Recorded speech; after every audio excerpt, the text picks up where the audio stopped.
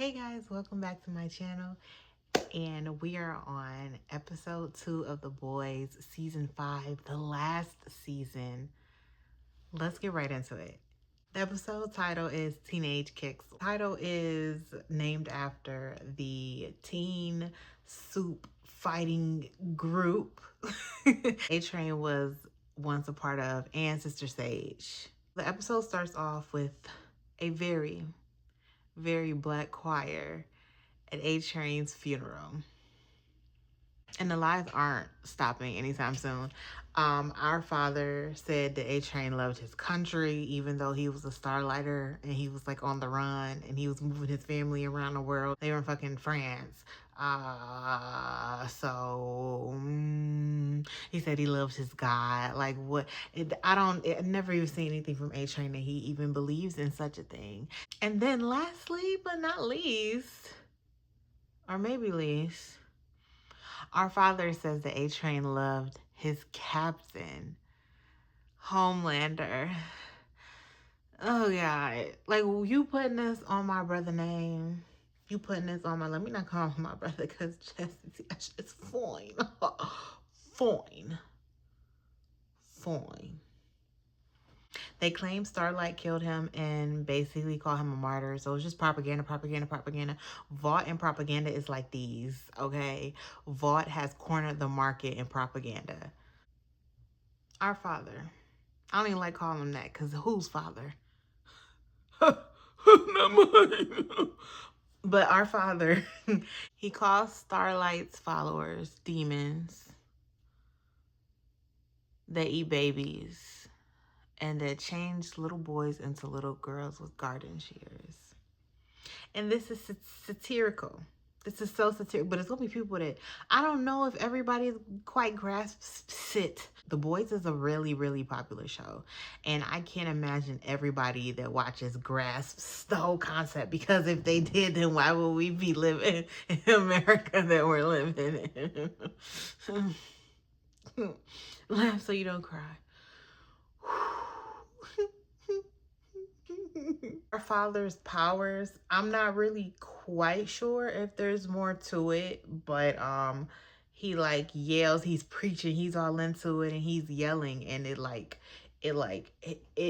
projects, it echoes, it billows, and then it like you can see it's forcing people, like it's making people stand up. And I don't know if maybe that's influencing them at all, or it's just maybe he's just a great preacher, but I do believe that that has something to do with it. But people are standing up and clapping, and then like people are like getting blown back, like it's some high winds. His voice is carrying the winds, his voice is blowing niggas hair back, okay? Like Ashley has to hold her wig down, okay? So her edges ain't just go flying to the back of the church, and she got to crawl around in the back pews. So as this is happening, it happens to Homelander, and he's the only one there that's like not feeling that shit at all. Because it's a crock of bullshit, and he don't even believe this bullshit. He don't, what does Homelander believe in? Homelander? His daddy? Yuck.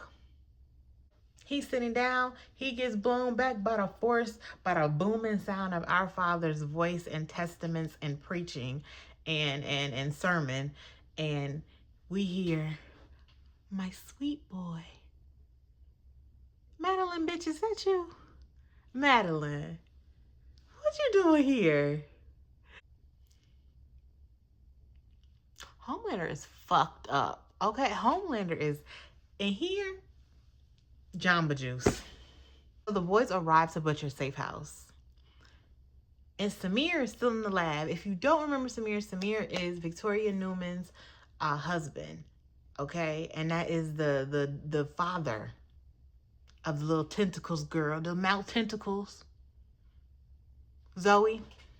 That Butcher killed, murdered, flat out ripped Victoria to shreds. So what the story he has told Samir, Butcher told Samir that Homelander killed Victoria and Zoe. So he don't even know his baby girl is alive around somewhere torturing people with her mouth tentacles. Keeping that nigga stand safe that don't stand for nothing. The boys, MM, Huey, Frenchie, Kimiko, they don't say nothing. They don't say nothing. Butcher give them a look, and they like, I ain't gonna say nothing. Butcher got them shaking in their panties, which I mean, like, felt, understood. That nigga is insane. They have questions about the virus. Does it kill all soups? Does it affect humans at all? And they like, they need to test it. They need to find somebody to test it on. And Butcher like, I'm 10 steps ahead of you. I know somebody to test it on. And it's Rock Hard. What an awful name. What a terrible, a good, such a fitting name to be in The Boys. But fucking yuck. Rock Hard. Rock Hard. Gross. Fucking gross. And Rock Hard is a member of the Teenage Kicks. Now, this dialogue, when Frenchie is like telling us all about Rock Hard, I don't know, it felt kind of like when they say that Netflix has it where it has it like they make people explain what they're doing over and over again in shows because people have the second screens. This felt very second screeny, and I hate when things feel second screeny. Like you have to explain it to me and spell it out to me like I'm dumb and give it to me on a little platter with chicken nuggets and ketchup like I'm a child. I don't like that. But he explains that Rock Hard is 900 pounds of pure granite. Okay, that nigga is rock solid. That was a better name. And the other bit of information that Frenchie tells us is that nobody has seen Rock Hard since the last time he was putting his parts in orifices of the Lincoln Memorial. Kimiko, and Starlight discuss what they're going to do about the virus and about Butcher because some people don't want to kill everybody or, get themselves killed because half of these people here, Starlight and Kimiko, well, not half, a portion of the people here are soups, and Butcher is too, but Butcher don't give a fuck. He don't have nothing to live for real. I mean, except his son, but his son is not his son, but is his son. Huey and Kimiko don't want Butcher to have possession of the virus. And rightfully so, points were made. Annie says that killing 10,000 soups in order to save 8 million people, even if she's one of the 10,000, it's worth it in the end. And agrees. Also, points were made. Starlight, she hitting on some good bullet points here. Huey and Annie talk. Well, Huey tries to talk to Annie alone, but Annie just want that. Yeah, she want them draws. She said, "Whip it out. Let me see it move. Make it jump." We switch over to see Kimiko and Frenchie talking. Kimiko explains that she's died or, been mangled and been injured to the point that it should have been fatal, but because she's a soup, she's, alive. And out of all those times those things have happened to her, when she had the virus, when Samir stuck her with the virus, that was the worst pain she's ever felt. And when she gets upset, she starts signing. Frenchie says, like, it's not that simple for me. I want to learn everything about this virus so that I can make sure that you're safe. And, okay, Frenchie, like, okay, keep me safe. And then they have sex. If they wanted to be real cinematic and artsy fartsy and, awards, even though they should be considered, talk for another time on another day. But they should have went from Frenchie Kimiko back to Starlight Huey and kind of like a back and forth type of thing and like switch it out. And I don't know. I feel like that would have been like real nice to look at. However, this didn't move the plot. Most sex doesn't really move the plot, so why are we watching it? Like, you're taking, this is an hour and 2 minutes, an hour and 1 minute. Like, you taking out time where we could be learning more stuff. Cause come on, chop, nigga. This is the last season. Okay, we ain't got time to waste on this shit. Back at A-Train's funeral, everybody is gone.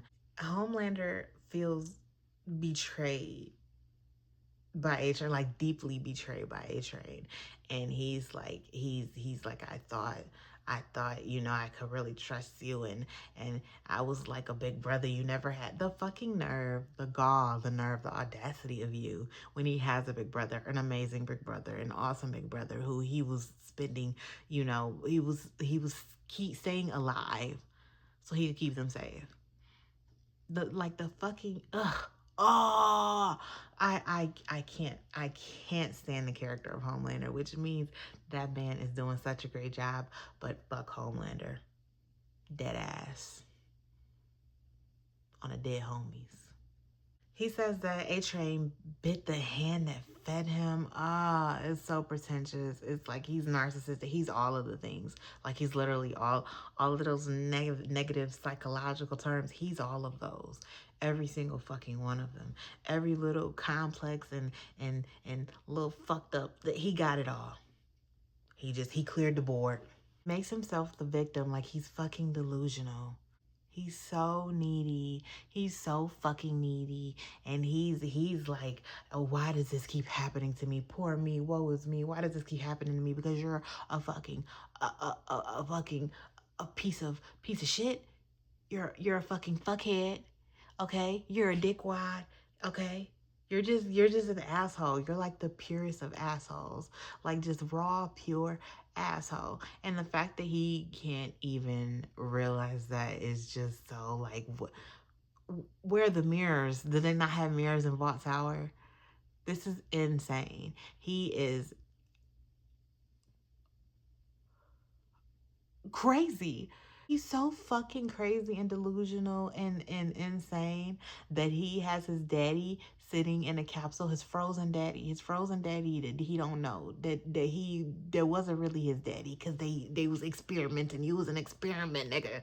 If you died, nobody gave a fuck. You was an experiment. You was made in a lab. That's not your daddy for real. That's your daddy genetically. That is your biological father. He has him sitting in his bed, and you so fucked up over killing A Train. You're so fucked up over killing somebody, really an innocent person, that you unfreeze your crazy ass daddy that you got in your room, just frozen, sitting there like a statue, while you sleep next to it, while you stare at it. You sicko, fucking sicko. Soldier Boy wakes up in Homelander's bed. He asks how long he's been frozen. Homelander, the liar that he is, he says 2 years. But I just found out. Homelander's like, I just found out this morning. And Soldier Boy's not a fucking dummy. Soldier Boy's like, if you just found out this morning, then why the fuck is my little home bed, frozen bed, freezer bed sitting right over there, upright next to your bed in your quarters, bitch? Riddle me that. He asked. He asked if Homelander fucked him. Now, there's some lore from the comic books, okay? If you want to get into that, you get into the comic books, okay? Homelander tells Soldier Boy that he needs him to find Butcher because he's the best detective in the world. What? That's why I froze you. I need your help. Duh, daddy. He promised that he'll revive his career and make him number 2 in the 7, which I guess is enticing. He appeals to his hate for Butcher for fucking him over last season, and it's kind of like the enemy and my enemy is my friend, or that's how he frames it. That's how he frames it to Soldier Boy, because I mean, it sounds good, but you wanted your daddy. You wanted your daddy. Daddy, daddy, daddy, daddy, daddy, daddy, daddy. Homelander like daddy, daddy, daddy, daddy, daddy, daddy. Homelander hands Soldier Boy his mangled fucking shield. Shield about to fall into a billion pieces. Shield barely kept together with thoughts and prayers. Soldier Boy says it looks like a kindergarten ashtray. The way Soldier Boy's just, the way he speaks, his vernacular, it's so like teenage boy or like really gross like college boy, which is still kind of teenage, like that little span from like 15 to like 24. Like he's like just the worst version of that. Sage is leading a meeting with the president, the VP Ashley, Firecracker, and the Deep. She's telling them about the algorithm that identifies anyone who posts pro Starlight content or anti Homelander content. And she's saying they need to triple the amount of freedom camps because of the amount of people that they're going to be locking up because of this new algorithm. I don't like this. Not one bit. President said the treasury is running dry and simply can't afford it. They can't raise taxes. That's the one thing you can't do. You can lock them up, okay? You can put them in a police state, but don't raise their fucking taxes because then they're gonna riot. That's when it happens. Ashley's conscience is telling her to speak up, which she does, but Sage counters her. Homelander barges in that motherfucking room with his daddy, and he's trying to son the president to show off. Be like, Daddy, are you proud of me? Call me a good boy. Say I did a good job, Daddy. Homelander tells the president that Soldier Boy needs a pardon. Period, bitch. And the president's like, I can't do. Homelander was like, you can't do what, bitch? Ah, okay. That's what I thought. Soldier Boy is looking at him like, damn, he is big dog around this bitch. Okay. Homelander asks what Soldier Boy likes to drink. Soldier Boy says in Manhattan. And he told the president, and go fix a motherfucking Manhattan. And then the president, oh, this was so funny. The president was like, you want some milk, sir? Not clocked him in his fetish, clocked him in his grotesque obsession. Homelander even like he was like he I don't think he was ready for that comeback. He wasn't ready for the smoke like that. And it was real subtle, you know? It was a real subtle jab. The Deep mentions that Black Noir disappears every afternoon. And we got to come back to that because who is Black Noir? Who in that suit? Homelander's back in his little quarters, his apartment, his room. He goes to his to Soldier Boy's chamber, and he's just like looking at it, and then he smells the belts that he was strapped in, and he kind of goes in it himself. Like he is so like daddy issues, mommy issues. Like he got everything. He really does have the plethora. He really does have the bingo card full. The bingo card is just dots on every single space. That nigga just checked all the boxes. Just draw a line through the motherfuckers. He got it all. Sage walks in and she questions Homelander if waking Soldier Boy was the right call. And it's very telling how Sage deals with him. She has to really be delicate. She got to put on gloves, and she got to just really be real delicate with him, or else he's going to lose his fucking mind. She asked if he told him about the virus. Of course not. Of course Homelander didn't tell him. First, Homelander says he would have never went to go find the boys if he told them that they had a virus. Then he said, better him than us. Which one is it? Which one is it? It's neither for real. I don't think it's one of those it can be both or both things can be true. No, I don't think neither of those was. He was on full emotion. He was moving and working on full emotion. Sage said that she was afraid that he only woke him up because he was his dad. And you can, when Homelander is clocked, it shows on his face. He can't hide nothing. He can't hide his emotions. He can't hide his embarrassment. He can't hide nothing. It's all on his face. Sage says that when Soldier Boy gets infected and dies, that Homelander doesn't break into fucking pieces because his daddy is dead. And we all know if that's gonna happen, Homelander's gonna lose his shit. Again, on Homelander's face, it's like he didn't even think of that possibility. Like he just is like, my daddy's invincible. My daddy is a Superman. He can't die or get hurt. And I don't like he never even thought of that possibility that he was sending his dad to his deathbed. And Sage is clearly annoyed that Soldier Boy just continues to do fuck shit, and she got to keep stepping in and trying to push him in the right direction or like plant seeds of doubt. Ashley finds Sage, who is in her room about to fuck up some Taco Bell. That's her shit. Ashley starts by saying rounding up the Starlight sympathizers is a great plan until Sage lets her know that he isn't in the building. And then she lets go sigh of relief, like, oh, bitch. Oh, thank God. Whoa, I thought my asshole was so tight. I was going, I was so scared. Because, like, that's how everybody is with him. He's fucking terrifying. Ashley thinks this is ridiculous.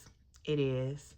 And she asks for Sage's angle, like, why are you going along with this? Why are you helping him do this? And Sage says that the rich whites of the world now hang on to her everywhere, and it feels nicer than she expected. Doesn't really give like an answer to Ashley's question for real. And Ashley's inner monologue is telling her that Sage will listen to reason because she's smart. So she tries to reason with her, and Sage tells her not to try to read her mind again because she can't. She can't. She says she will blow her fucking brains out. And I don't know if that's because Sage's brain is just so like robust with information, or that she can't even like get through to get to her thoughts. Like, I don't know.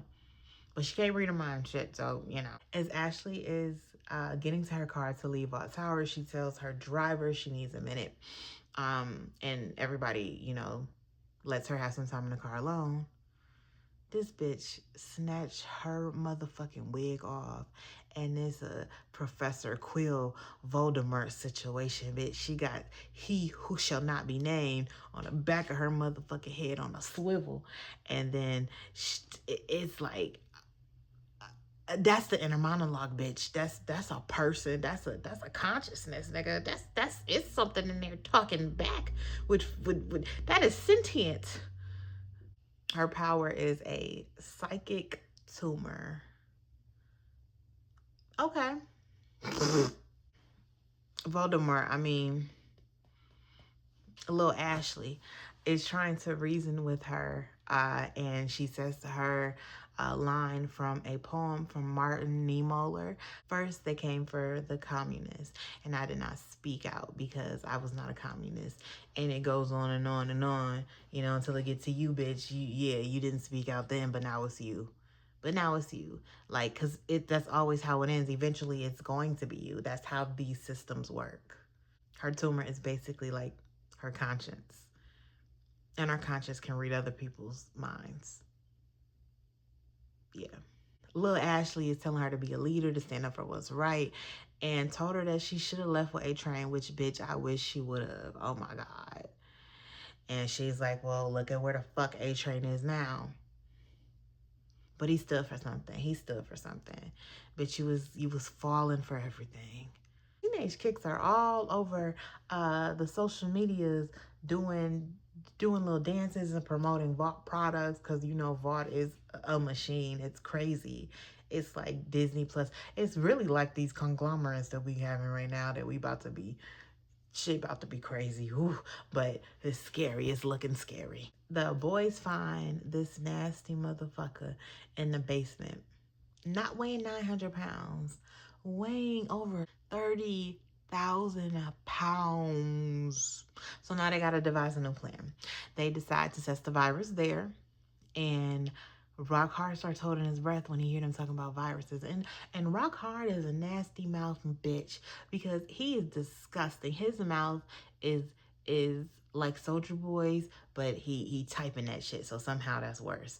And I don't like it. I don't like it at all. It was nasty. It was gross. It was slimy. But he starts holding his breath, which they say that he could likely do for hours. Butchie, Kamiko, and Huey go back to the lab for the virus. And while they're gone, we find out that his self-induced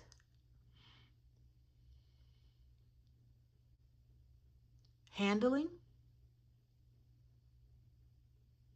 is pure magma. He beats his schmeat and lava flies out and almost fucks Starlighter up. And he was trying to burn her ass. That's a sick fuck right there. Oh, it shoots out, but then like the rest of it like drips down himself and then cools. And that's how he's been expanding at the rate he's been expanding at. His body is made out of his, what are we doing? MM roams around the house and he is clearly still using alcohol to cope. And honestly, I feel you. This world is tough. I know that world is tough, okay? With the superhero bad guys. He sees the Hall of Fame wall for the Teenage Kicks. And A-Train is up there and he pours one out for A-Train. R.I.P. A-Train.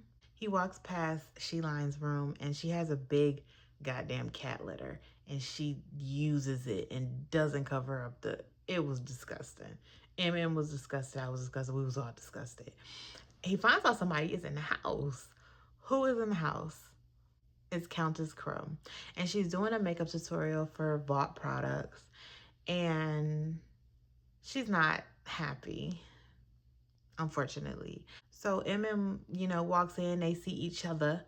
And she sends her 2 crows. MM puts a blanket over the motherfuckers and put them in the bathroom. And Countess is like, welp, that's all the tricks I got. You got me.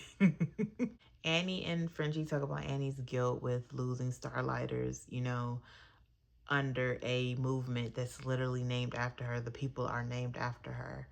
And she feels immense guilt. Annie doesn't think that she deserves to live a happy life while a lot of her followers die fighting for a cause she's the face of. Frenchie assures her he knows the feeling with the not following Lamplighter while he killed Grace Mallory's grandchildren kind of thing. She-Line and Jetstream, members of the Teenage Kicks, are out arresting people to send them to the freedom camps. And they are recording it and making ads and videos while they do it. Literally snatching a mom out of her home to lock her up. She's bawling, she's crying all over some stupid post. And her son comes out, her son is crying, and they're trying to do multiple takes of a video to promote a drink. It's bleak. Butcher, Kamiko, and Huey drive past, and Kamiko and Huey are like, we need to help her. We gotta save these people. And Butcher's like, no, bitch, we got a job to do. Which, like, Butcher kind of got a point here. Butcher, like, are we gonna try to end this shit for good? Or are we gonna do this little shit that you trying to do? Are we gonna take it to the top? Are we gonna take it to the top? If we're gonna take it to the top, we got shit to do. Okay? And, like, I hate to be on Butcher's side. Really do. And Butcher's like, if we take that chance, we're gonna be surrounded by suits within an hour, maybe quicker. And then, like, we can't even do the fucking job. We can't even nip this shit in the bud for real, for real. So, I hate it when the person you hate most is right. I agree with Butcher. So they make it back to Samir, and they have to be extremely, extremely careful with the virus, okay? Because it is a biological weapon. Like, real, this is no funny shit, no games. Huey opts to transport it over Butcher, being that Butcher doesn't give a fuck if everybody on Earth and beyond dies. Not one fuck. Not an ounce. Not a milliliter. Not a kilogram. He don't give a fuck. Back at the Kicks house, they're trying to get this nigga Rockhart to breathe, okay? They're beating the shit out of him, drilling him, hammering at him, and he don't give a fuck. I don't think he can feel it.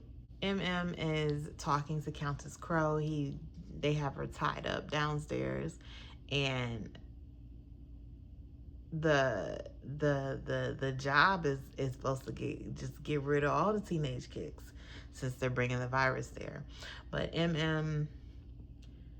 I think he sees his daughter in her, and he can see that she doesn't want to be there. This is not something that she wants.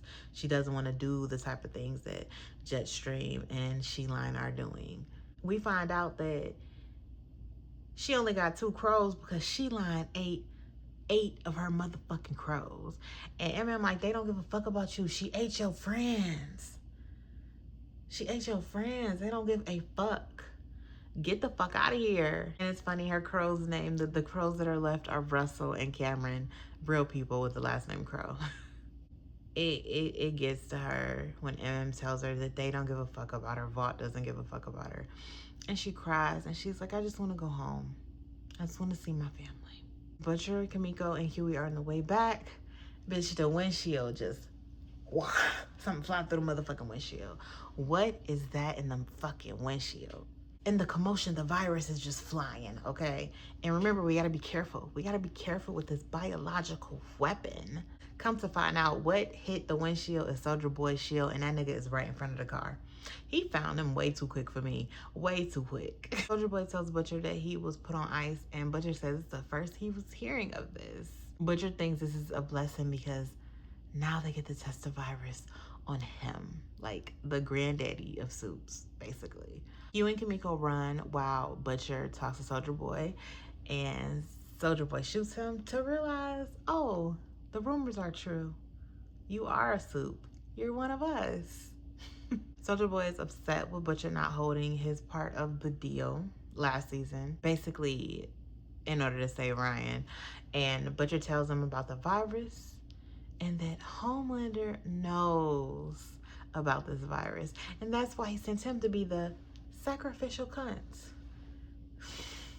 Butcher in these C words. Butcher throws a car at him, and Jetstream and She-Line follow the noise. Jetstream and She-Line make it there, and Jetstream calls Soldier Boy a dead socialist. And Soldier Boy blow his shit out real quick. Don't call me no motherfucking socialist, bitch ass nigga. He says, a Japanese woman. He didn't say that. He said a much shorter the first 3-letter version of that.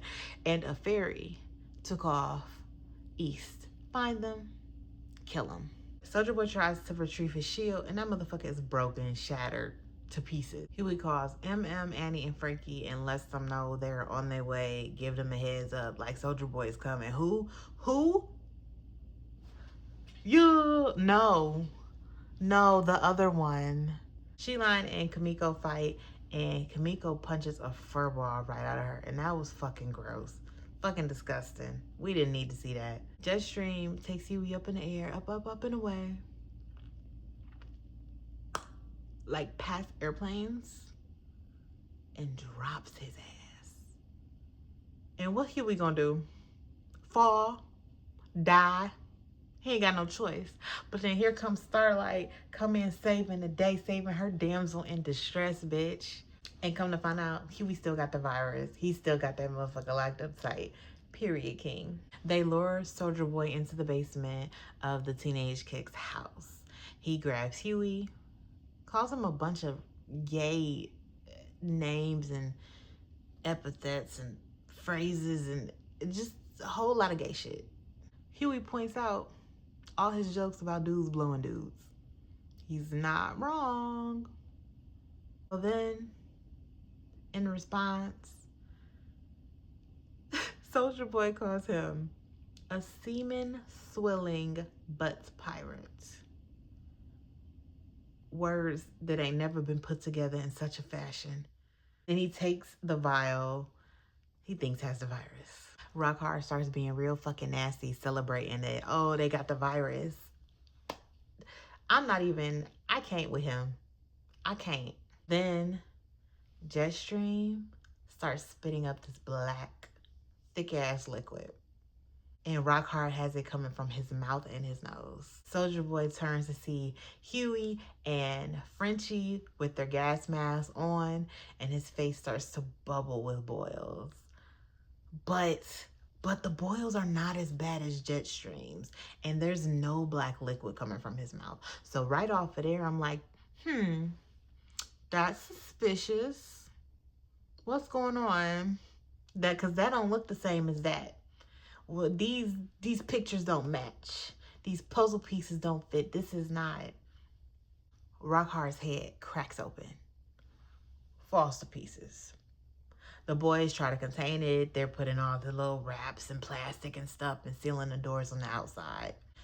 As they're leaving, MM sees Countess across the street. He tells her, like, mouths to her, like, you know, don't come over here, because she was going to. And she mouths, thank you. And they have a little moment, and her two crows are off to go home and be a kid. Okay, just go be a little kid. I love that for her, and I love that for MM, because he hasn't completely lost his humanity, even though, you know, he's lost so much hope. Like, there's still, you know, there's still something in there. Go back to the lab at the safe house, and everybody is tested, and the humans are good. They can't catch the virus. Frenchie proposes for him and Kimiko to find an uninhibited island and run away there. He wants to get away from the virus so that he wants to be with her. He wants to save her life. He wants to live a life with her. And Kimiko says she can't leave. She says that all the terrible things that they've done in their lives, this is how you make amends. And I mean, like, bitch, if you don't go to that island, girl, Frenchie ain't gotta tell me twice. He ain't gotta tell me once. Bitch, I would have been like, hey, here's some pamphlets of some beautiful islands. Here's a map. Let's take a look. Let's find a place. Let's circle. Let's go. Bitch, we would have been the fuck up out of there. But I get it. Kimiko and Frenchie have done horrible things, and Kimiko really, she has a good moral standing. And all the things that she's been through, she's been victimized. She's been a victim for most of her life. And I understand her not wanting to create more victims if possible. Frenchie agrees, and he uses the words that he told to Annie earlier, that you get up and keep going. Huey wants to talk to Annie, but she just wanna fuck. She just wanna. He says he wants to keep fighting no matter what, and he's like, you know, get your hands up off my thigh. Bitch, we gotta have some emotional conversations right now. Chill out for a second. Let the snake sleep, okay? He tells her, you know, like, I get it, but please, please just don't turn into Butcher. And she felt that. You could tell she felt that deep in her soul. The Deep and Homelander meet at the crime scene of the Teenage Kicks house.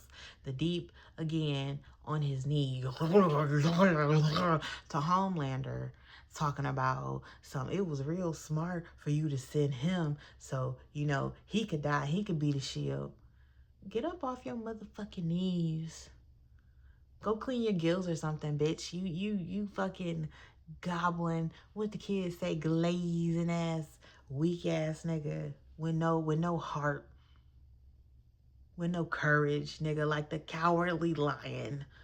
Homelander is kind of talking to himself, kind of talking to the Deep, and he's like, I told him not to go alone, referring to Soldier Boy. And he tells the Deep, it should have been you. Because, like, the Deep wants his approval so bad. Like, does the Deep not have a daddy? What's going on there? Does the Deep want Homelander to be his daddy? What? That's what it feels like. All these niggas got daddy issues. Real life. Art reflecting real life. Real life reflecting art. Homelander threatens the Deep with his laser eyes. And the Deep pees on himself. And this wouldn't be funny because Homelander is terrifying. It wouldn't be funny if it was somebody else. Because it's you, bitch, I'ma laugh. I'm gonna get a nice hearty one from the guttural area of the situaization of the human body, of the anatomy. Because that's what you fucking get, you bitch. You punk ass bitch. How embarrassing. And then he's like, oh, I went swimming. You're scared. And Homelander can hear your heartbeat. What your heart beating for? You scared? What your heart beating for? Terrified. Homelander's crying, talking about not you too. Oh, fucking brother. You don't even know him. You don't even know him. That's a stranger daddy. You don't know that nigga for real. And the distorted superhero music, which is like, it's so perfect. It's so fitting. It's mwah, mwah. Just chef's kiss to that. He, again, is questioning why everyone is leaving him. Bitch, it is your fault. When Amira appears, if ever Amira appears, he's crying like a little baby back bitch. And, you know, he turns around and walks off. And I just knew it because of how long they lingered. How long they lingered on Soldier Boy's body in the background as Homelander is walking off towards the camera. I was like, that fucking body bag is gonna lift up. That body bag is, and what the fuck did it do? Nigga rose up like the Undertaker. Said, bye y'all, bitch, I'm back. Hey, hey. Then the credits roll. And what comes on? I get knocked, but I get up again. You're never gonna keep me down. The silence on the credits for the first episode, when A-Train gets murdered by Homelander, and then this tub thumping by Chubba Wubba and Ann Holden after Soldier Boy is seemingly dead, wrapped in the fucking body bag. They said kaputs. The coroner then checked off everything and then signed it. They said that nigga was dead and for him to rise up. The music choices are top tier. Whoever is running that department, period, bitch, period. You doing your motherfucking thing. You doing your big one. And I'm so excited for the rest of the season. I'm like, I can't contain my excitement. I'm so excited to recap it and experience this with you guys. How did you like episode 2? Tell me your thoughts in the comments. And if you made it this far, thank you so much for watching my video. Do not forget to like if you like this video and subscribe. Hit the notification bell so you never miss a new video. I'll see you guys real soon. Love you. Bye.